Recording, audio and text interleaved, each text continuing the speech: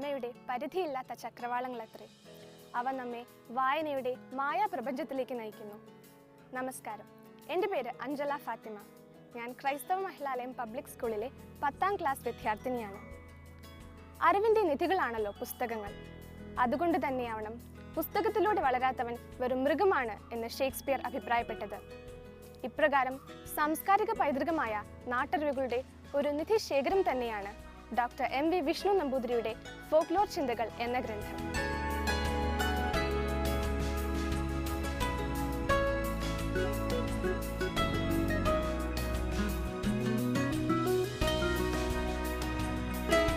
ജനജീവിതത്തെയും സംസ്കാരത്തെയും കുറിച്ചുള്ള വിജ്ഞാനമാണ് ഫോക്ലോർ. ഒരു ജനതയുടെ മൂല്യാവബോധത്തിൻ്റെയും സൗന്ദര്യാത്മകവും നൈസർഗികവുമായ മാതൃകകളുടെയും ലോകവീക്ഷണത്തിൻ്റെയും തെളിവും സൂചനയുമാണത്. സാമൂഹിക ജീവിതത്തിൻ്റെ താളത്തോടു കൂടിയൊഴുകുന്ന ഭൂതകാല പാരമ്പര്യം